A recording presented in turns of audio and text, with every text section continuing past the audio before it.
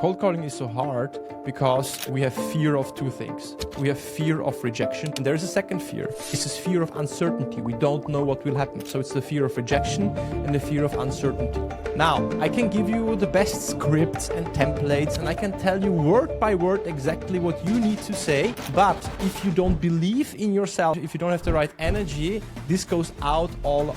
Usually when we are trying to learn a new skill, when we want to improve our results, we are looking for the right strategies. But I would say that most people know what to do, but they don't do what they know. Where did the passion start for you? It's the easiest way to learn sales. You have so many conversations, you get to learn your own strengths and weaknesses, you learn how to communicate, you learn to, within milliseconds, read the emotions of the other person based on the voice, so you can adapt yourself to the other person. You learn how to navigate the conversation, how to steer a conversation, how to ask smart questions, and that's why I think that cold calling is something that everyone should be passionate about, because it's the, I would say, the rocket fuel for your personal development, for your communication skills. The reputation is bad because we are pushing products and pitching, and how we can change that is just having normal conversations with a human being on the other side of the phone. Thank you so much for listening to the first ever English sales podcast for the German-speaking market. Before we continue, I want to make you a promise. I promise that with this show, I will do my utmost best to bring in the guests and share the stories that help you succeed in the DACH market. But I can only do so much. So, if you hit the subscribe button, I can get more guests, bigger stories, and better insights to help you succeed in your sales job. So, with no further ado, sit back, relax, and let the show begin. Jiri, is cold calling dead in DACH? So, not at all. Cold calling is more alive than ever. I would say cold calling is sexier than ever. And a very simple reason for that is 2 years ago, something that we all call Corona was over. And during Corona, everyone was at home. No one was answering phones. Sales reps were not cold calling because they couldn't reach anyone because, of course, the office phones, no one was at the office, right? So everyone was sending just emails, everyone was sending LinkedIn messages. The LinkedIn feeds were blinking like a colorful Christmas tree, and the phone was an unused communication channel. Now, when everyone is back, now when people are back at the office, the phone is an underutilized communication vehicle. And everyone that is not using the phone right now is leaving a lot of potential meetings on the table. I love that. I love what you're saying, especially with analyzing the society, like the societal situation after the pandemic, how everything has changed. I 100% agree with you. I'm a massive, I love cold calling. I'm very passionate about cold calling. But why do you think cold calling created that bad reputation? Why do people have the wrong idea of cold calling? Let me give you a second answer to the first question, then I'll answer your question right now. So I think the main reason why cold calling is not that is that we need a synchronized,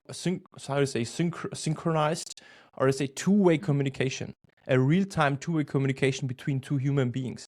And I think when we speak about society, what we as salespeople kind of lost the art of actually communicating with each other. We are sending text messages, we want instant gratification, we want things instantly, we are pushing our product, and that got lost over the last couple of years. And that's why cold calling is working less and less effectively. So I would say cold calling is dead in a sense that is used in a wrong way. So you need to use cold calling in a smart way.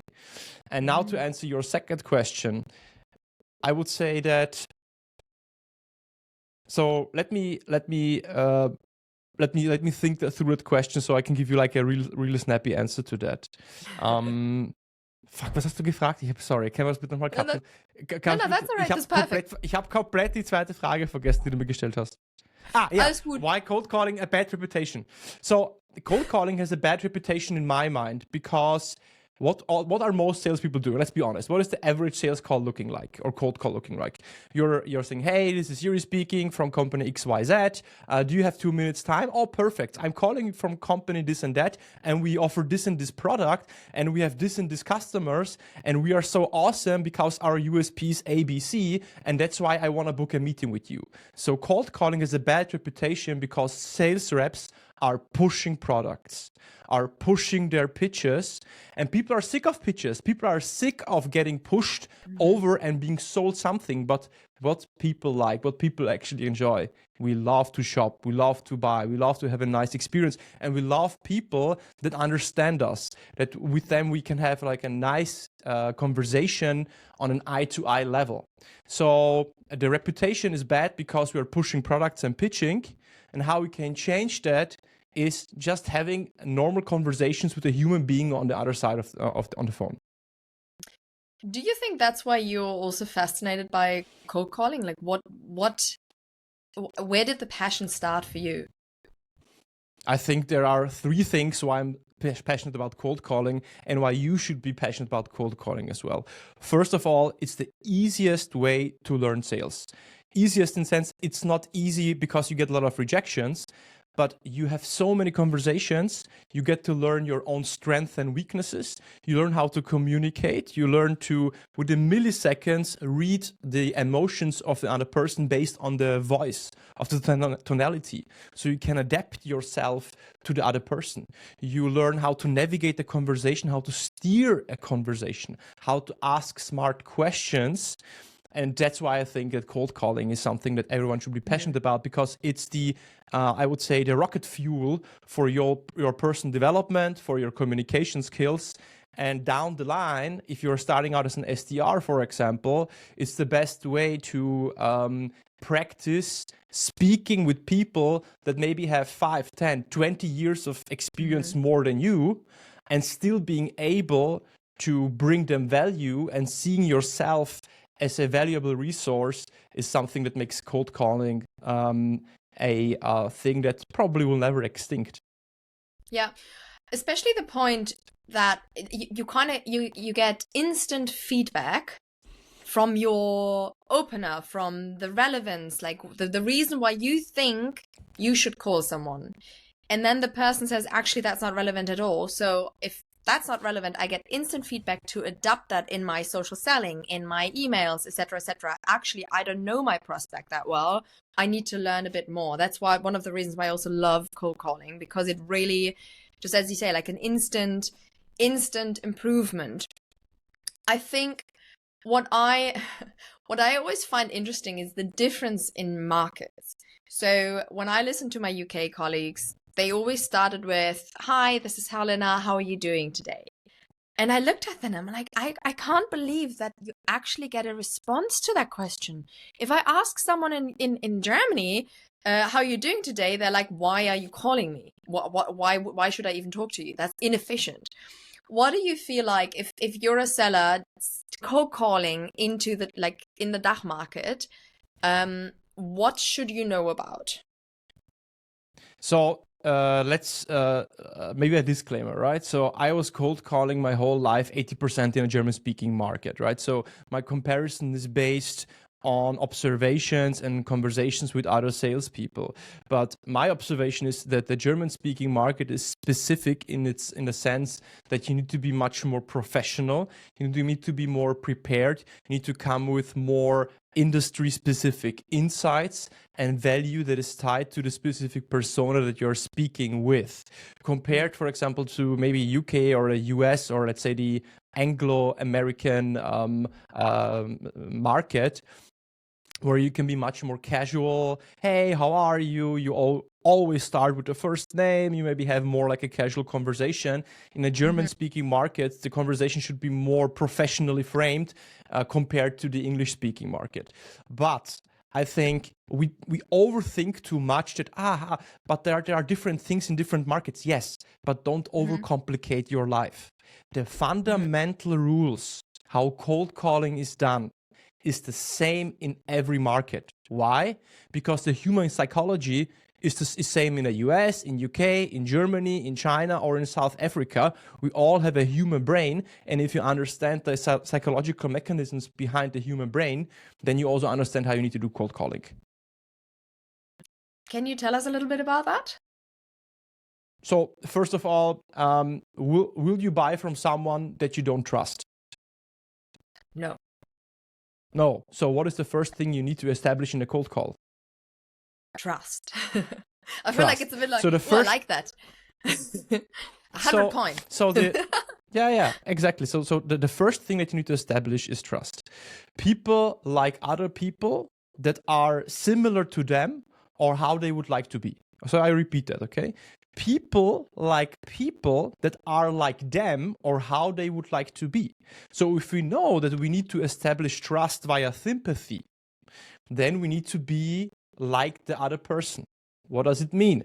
If I'm cold calling and a person picks up and is super upbeat and energetic, and you as a seller are more like, okay, careful, slow, low on energy, then you will automatically lose the person.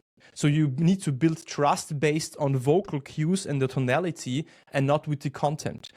Other example would be if the person is very, maybe, reserved, low on energy, very slow voice, and also very low in volume, and you call them and say, "Hey, this is Helena from SDRs of Germany. How is it going today?" You will completely lose the person. You will overrun the person.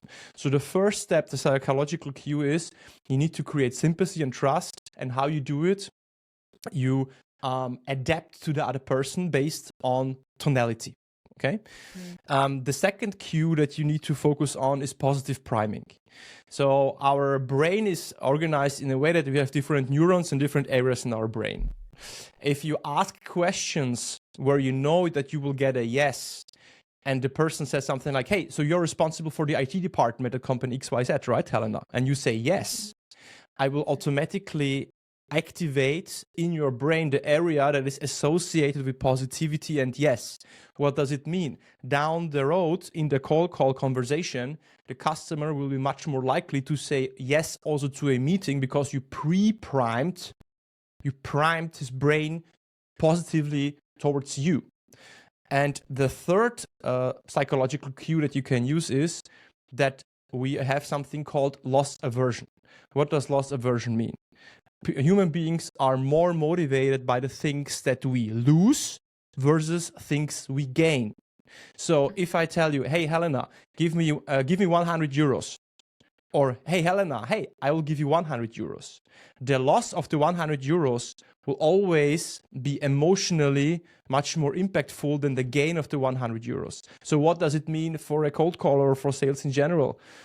It doesn't matter if you say something like, "Hey, so if we are company XYZ and we help you to improve your results by 10%. That's great. But we need to frame it negatively to trigger that loss aversion. So pain is always a bigger driver for action than is some gain.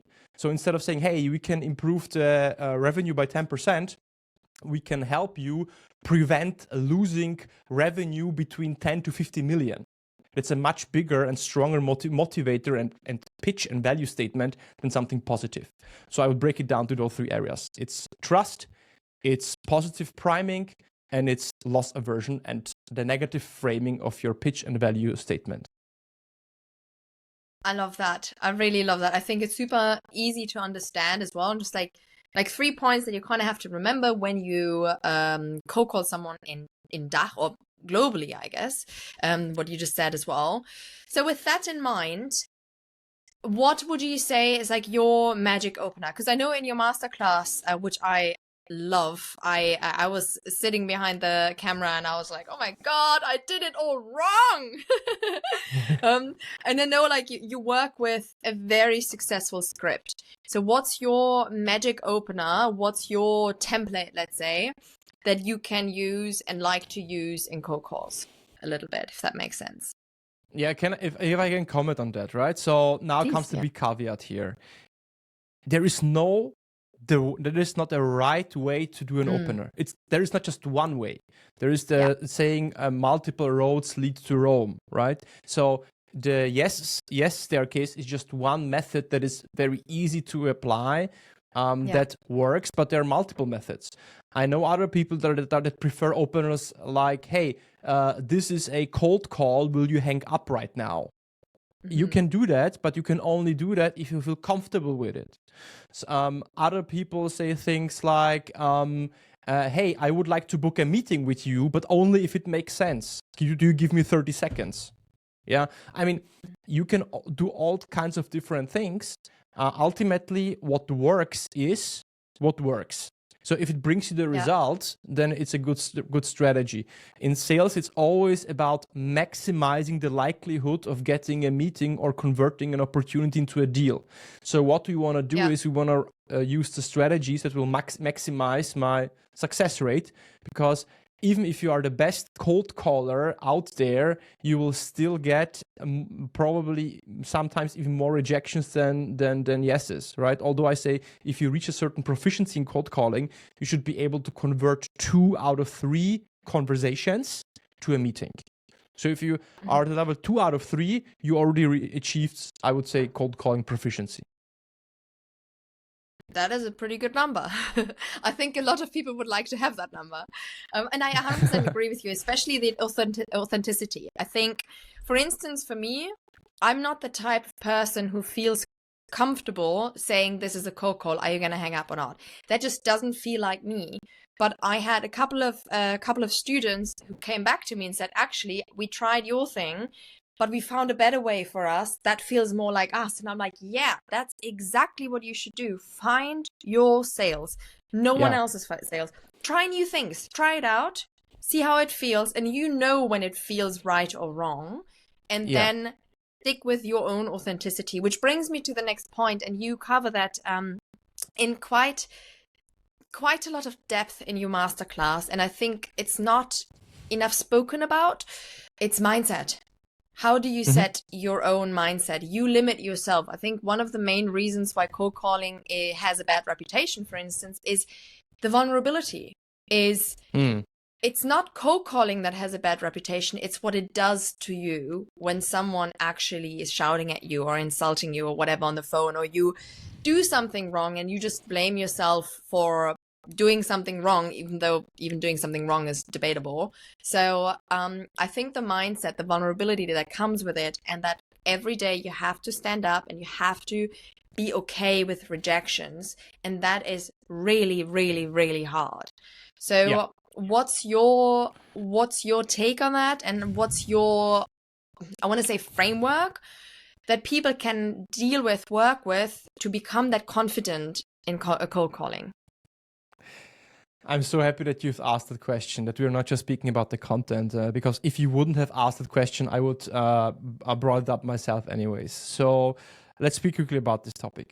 So why is cold calling so hard? Cold calling is so hard because we have fear of 2 things. We have fear of rejection. That's a deeply rooted fear we have. We don't want to be rejected. We want to be loved. We want to feel safe. Okay, so it triggers our fear center in our brain, fear of rejection.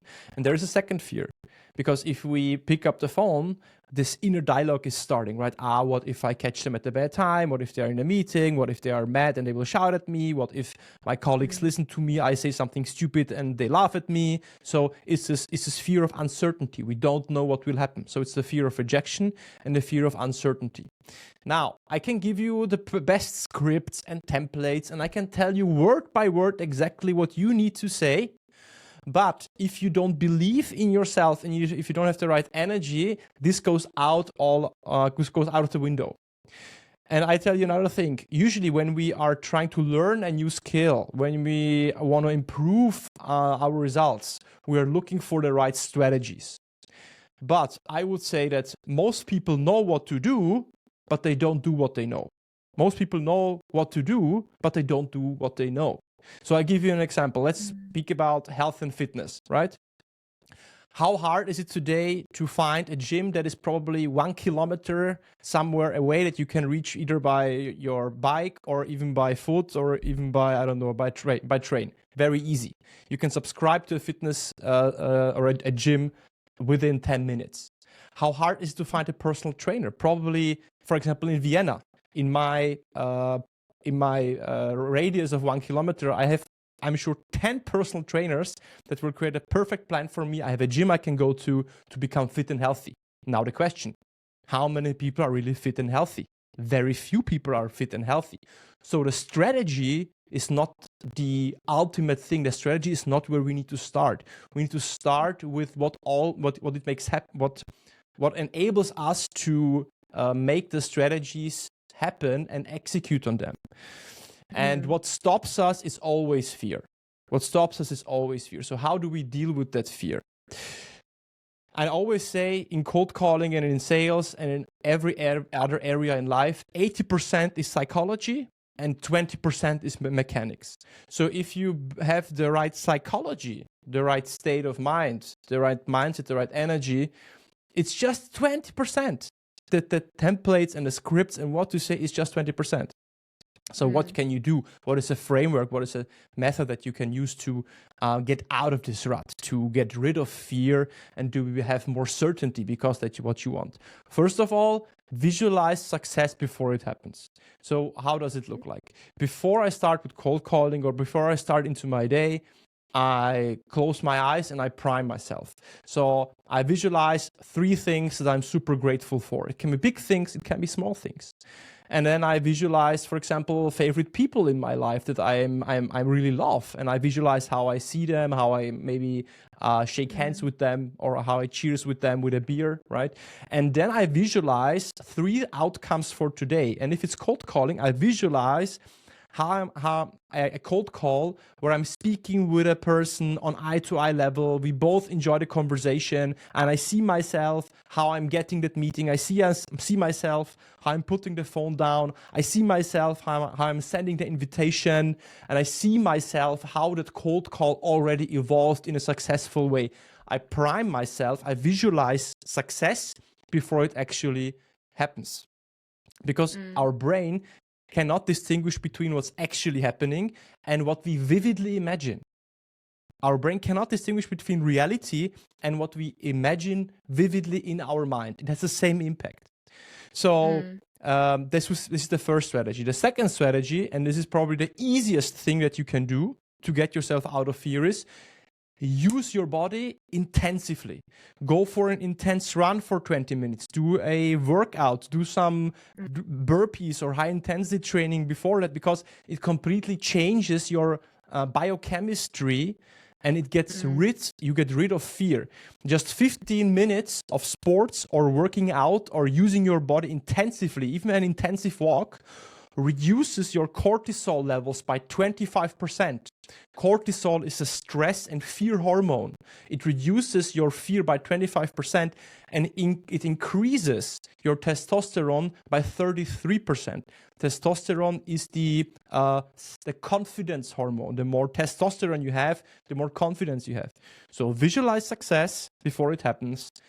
Use things like power posing, going to the gym, working out before you do your cold calling hours. So if you do cold calling from 9 to 10, go from 7:30 to 8:30 to the gym, or half an hour or something like that.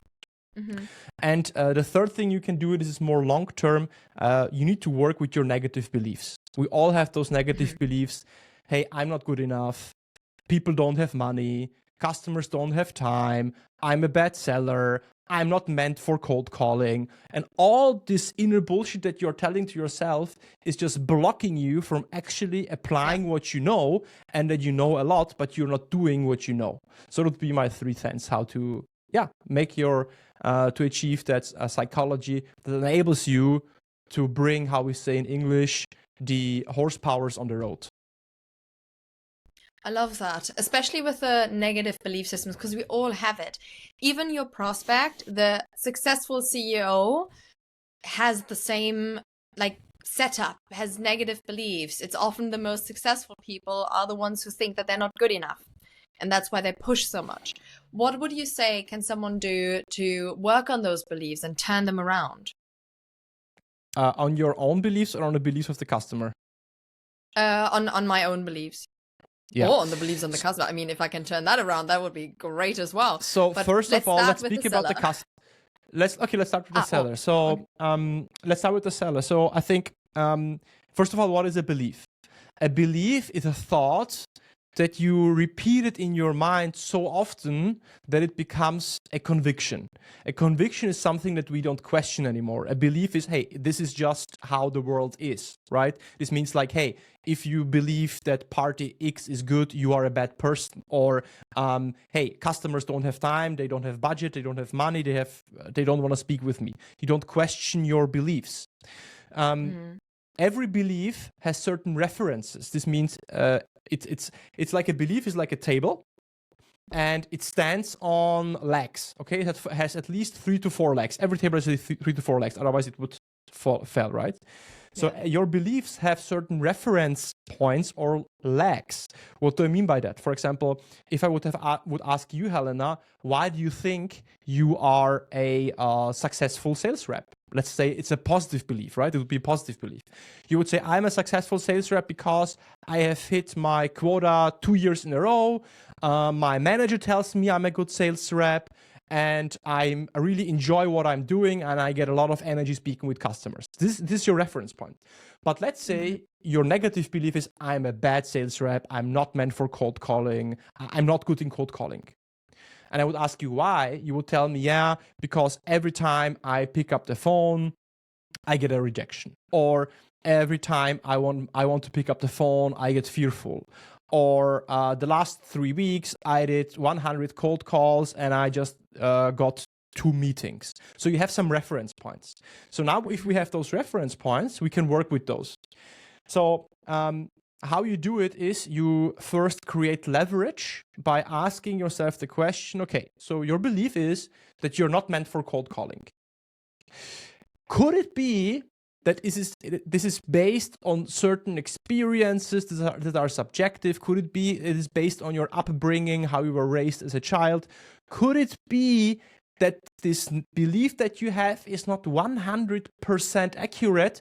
Could it be that there is a potential for a different belief? So I cast doubt about your belief, okay? The third step is I ask you about the negative consequences. So if I ask you, okay, so if you say you're not good in cold calling and you're not meant for cold calling, what does this belief has cost you in the past? What has it cost you in the past, this belief? Yeah, I couldn't hit my numbers. I couldn't book enough meetings. Okay. So, and how is this belief making you feel? Yeah, it's making me feel like I'm not worth it. I'm not good enough. Okay. And what will this belief maybe cost you in future if you keep on believing this? Yeah, probably I won't be promoted, and eventually I will stop in my sales career and I will need to change my career completely. Okay, interesting. And how would this make you feel? Yeah, I would feel like a loser. I would feel like someone that is not worth it. Okay, interesting. So I basically build up negativity. I attach negative outcomes to that belief. In the next step, I create an antidote to this. The antidote means is the exact opposite of your negative belief. So if your negative belief is I'm not meant for cold calling, you would say, hey, I'm meant for cold calling. I'm good in cold calling. And then I will ask you, okay, so if this belief would be true, what are experiences in your life that would indicate that this belief can be true, that it is true? And you will start searching in your mind. Yeah, actually, I had a period back then in this and this month where I did I think 20 cold calls and I did 4 meetings. Okay. Yeah, and actually my friends always tell me I'm super talkative and an empathetic person and I have good energy. Yeah, and also if I really think about it, I'm good in cold calling because, yeah, I just like people. I like people, I like conversations, and I really like being measured on numbers. Okay, great. So we've built up now references for this new positive belief. Now we create your positive future. So what we do is I ask you questions around, okay, how will your future change if you embrace that new positive belief? And if you cut this bullshit story that you're not meant for cold calling? So what will happen in future? Which opportunities will be opened up if this is your new belief? Yeah, probably I will crush my numbers and I will earn more money and I will be promoted. Interesting. How does it make you feel if you think about this bright future? Yeah, I feel like I have a place. I feel like I belong. I feel like that I'm really living my potential. Okay, that's great. And which other opportunities would be opened up if this new positive belief is really true? Yeah, probably. I could have a fulfilling career. I could earn more money. I could pay off my debt. So that would be amazing. Okay, interesting. So this is basically the framework. You start with the negative belief. You identify the references that you have for this negative belief. You start questioning it. Could it be that it's not absolutely accurate, that it's not 100% accurate? Is there a slight chance that what you are thinking in your mind is not 100% accurate? You cast doubt.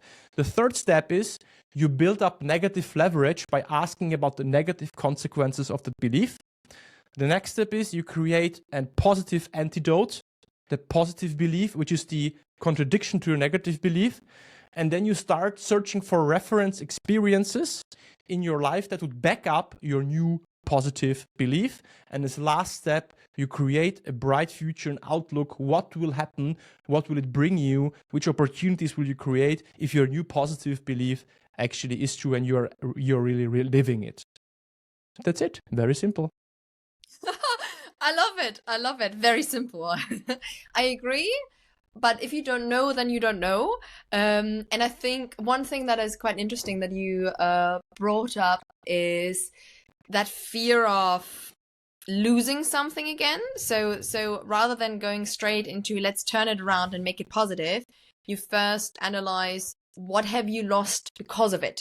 So there's almost like an intrinsic motivation that you trigger in saying, hey, if you continue doing this, you will continue losing. So this is why it's important to tackle it, turn it around, and go positive. And one exercise that I like to do, and I used to do as well, like someone taught me in like some life coaching, is having a list of all of your belief systems, turning it around, and then seeing literally what you said, having an action of what you would do in your life that if you believe the positive thing. So if you say, I am dumb, and then you turn around, I'm smart, and then the action would be in the next team meeting, I'm going to present the new feature and explain it to the team, something like that. So little things that end up in positive behaviors. And one thing that especially like as an actress, right? You do a lot and you get a lot of rejections, and you have several rounds that you have to go through in the casting process, and you think you're doing great and the caster loves you, but then everything that's happening in the background from director, producer, and then they say, actually, we need it to be an Asian man instead of a white German woman. Then you're like, okay, sweet. I can't affect that. But this obviously, like the negative reaction, I didn't get the role, often then brings a very negative mindset of saying, hey, I'm not good enough. Like I'm not good. I'm mediocre. I'm not standing out, even though the actual reasons that you don't know about because it's happening behind the scenes are completely different. And I try to remind myself of your belief ends in an action. So you do something out of your belief, which ends up in a result, which feeds into your belief. So if you do something and the result is negative, then you have to look at your beliefs first, not only at the results, and then feed that into your first belief. But rather than if the results are bad, look at your belief systems, change them, because with that, you will automatically change your actions, and that will automatically affect the results. Yes. And maybe to complement what you said, everyone who listened right now, this is super important. The human behavior is governed just by two forces. It's pain and it's pleasure. We want to avoid pain and we are seeking pleasure. At the beginning of the conversation, you asked me, what are the 3 psychological cues that we can use in cold calling? The one cue I told you is loss aversion. We want to avoid loss more than we are seeking some gain.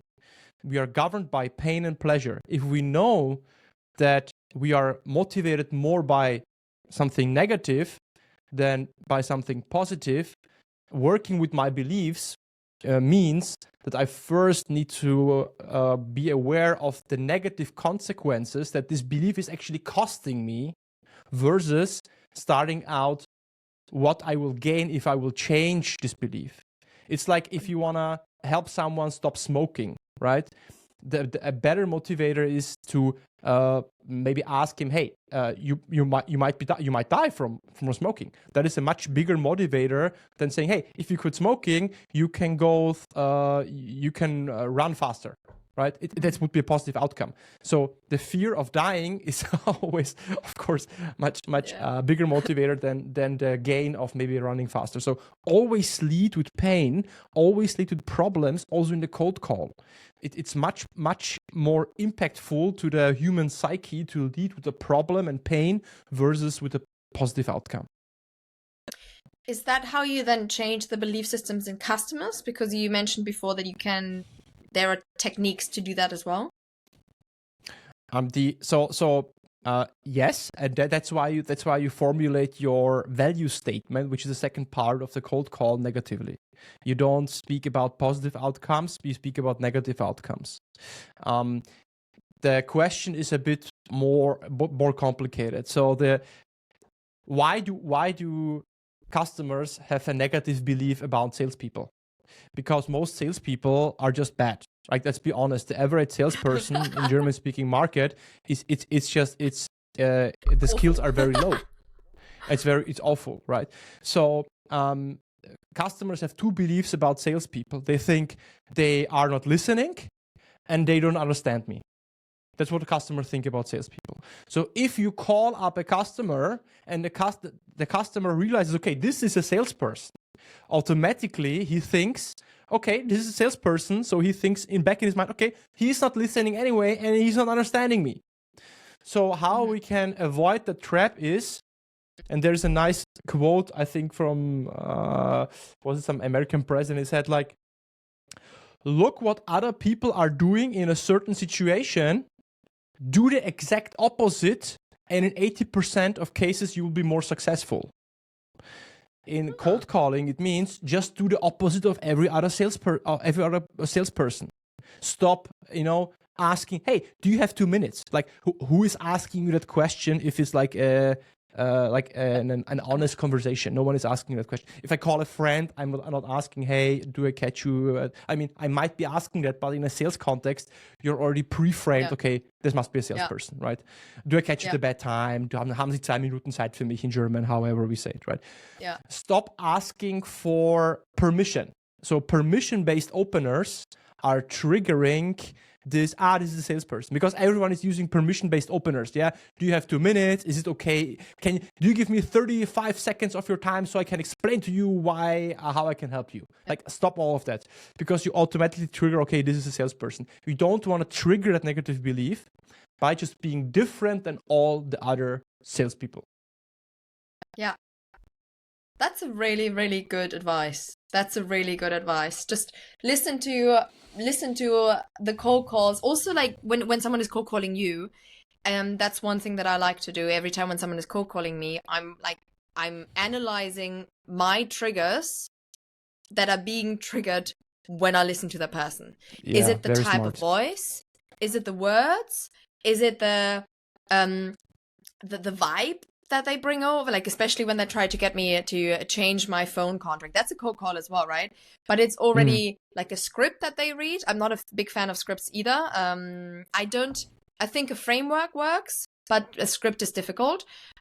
So analyze the world around you, analyze how you react to sellers, to then change the things that you wouldn't want to buy either. Like I don't change my phone contract mainly because the person seems to be so bored by the product that why should I care if you're bored? So that's a really, really good point. Do it differently. Differently. Yeah, I guess with all of this, I feel like, Jiri, every day I wake up, I go on LinkedIn and I see a new tool rocking up, a new way of doing cold call better, improving your cold call, analyzing psychologically, like AI is just everywhere right now. I do see a lot of value Like, I see a lot of value of what's out there, but I'm completely overwhelmed of how many tools there are. Is that good or is that good? I'm not sure. That's a bit more expensive, but maybe that is the value as well. I'm not sure. What would you recommend in terms of softwares to improve your cold call? So before you start using any software or AI, work on your confidence. Because if you are not confident, if you don't feel confident, certain in starting cold calls, you can have the best AI tool, and yeah, it won't cut it for you. Second, I'm not an AI expert. I think there is no AI expert because there's just too many AI tools, right? Yeah. My philosophy is use AI where it makes sense, right? What does it mean? Yeah. Don't use AI to create like a cold calling script for you, but use AI for preparation, research, creating maybe value statements, problem statements for different stakeholders. If you're new in an industry, use AI to research accounts, to filter through hundreds of pages of documents to find out the nuggets that you can include in your messaging, and maybe use AI to automate things like connection requests and stuff like that. Yeah. But everything that has to do with the actual conversation, being it on the phone or even on LinkedIn or on email, like writing even an email or writing a LinkedIn message, don't do bulk personalization via some tool, because it's not working. It's not working. Why? Because people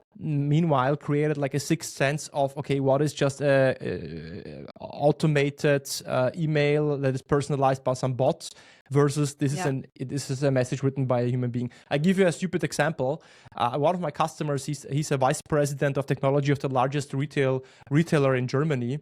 And he told me he has one trick to spot all automated LinkedIn messages. In LinkedIn, you have the first and a second name. And in a first name, he has an emoji. And in a second name, he has like first name, last name. So his second name is his name and the first name is emoji. So every time a bot is sending him an email or a message, it's like, hi, smiley. And he knows, okay, this is scraped and automated by some tool. So people are not stupid. People want to understand, is this a genuine person on the other side or is it some automated tool? So don't automate your interpersonal communication. Automate your research, maybe automate your connection requests, use it for filtering through documents. And yeah, that's my personal advice, but I think everyone needs to find it for himself. I'm so glad that you say that, because I had a conversation with Thibaut from Sales Lab about AI and sales as well. He joined the podcast as well, and I asked him, like, where do I start? Where do I end? Do I even have to work anymore? And he said a really good point. Use AI for anything that's data related, but do not use it for your business core. And I think what people don't realize in cold calls is your business core, when you cold call someone, is not your business. It's yourself. It's Helena Inc., Yeshi Inc. Because the person is talking to you. The person wants to know, should I spend time with you? It's not the business calling. So rather than trying to change the business core, in that case, the human core, with AI, learn the confidence. Based on what you said, I feel like the steps would be first confidence, work on your mindset, then get the structure in, get the framework in, like learn new skills, understand your customers, sort of the research, like the technical part technically, and then just do it. Just do it, just do it, just do it. Just do it, but do it differently. Just do it, but do it differently. Just do it, but do it differently. I love that. Finally, Yeshi, my last question, because I do want to make sure that everyone who hears this podcast, who hears this episode, knows exactly what to do next. What would you say are the 3 exercises someone can do today to improve their cold calling game? First of all, work on your psychology. Work on your mindset, work on your certainty and confidence. What does it mean? Visualize success, use your body, put yourself in a positive state, do a cold shower, do an intense run, but do something that changes your biochemistry before you start cold calling. It's like in Formula One driver, right? I'm a big Formula One race fan. A race driver is not just, I woke up, let's race, and he's jumping in his car and he just races a race. No, he's preparing, he's visualizing, he's listening to music, he's putting himself into a state where he actually can perform. So that's the first thing. Second thing, understand the problems of your customers and ask yourself the question, what are the problems that we solve for our customers? What are the problems that our customers have had before they started using our software? What are the problems that customers have that are not using our solution? What are the problems we solve? Why is it important? Again, I repeat for a third time, loss aversion, pain leads always heavier than a gain. This means you need to understand your problems, because your pitch, it's not about your product, it's not about the features, it's not about your reference stories. The pitch is only about the problem of the customer. Means we help companies in industry X solve problem A. Okay. If you use this is your pitch. You don't need to do more. And the third thing is just jump into the cold water, because confidence comes from what? Confidence comes also just from success. Success breeds success. You need to some extent, creating confidence is a grind, which means that you need to put yourself out there. You need to step on the bicycle yourself. Yes, you will fall down. You will fall down again multiple times, but the more often you fall down, the more you will understand the game, the more you will understand the routine. You will build up confidence by getting a yes, by beginning a meeting. So first of all, work on your psychology. Second part is understand the problems of your customer. And the third point is put yourself out there, just do it, but do it differently. I love that, Jiri. Thank you so much. I am linking his masterclass in the notes. I'm linking his podcast in the notes. And any questions, his LinkedIn, obviously, any questions, guys, that you have, also with regards to when you're supposed to cold call. We didn't even touch that. Reach out, ask. We're excited to hear from you. Thank you so much.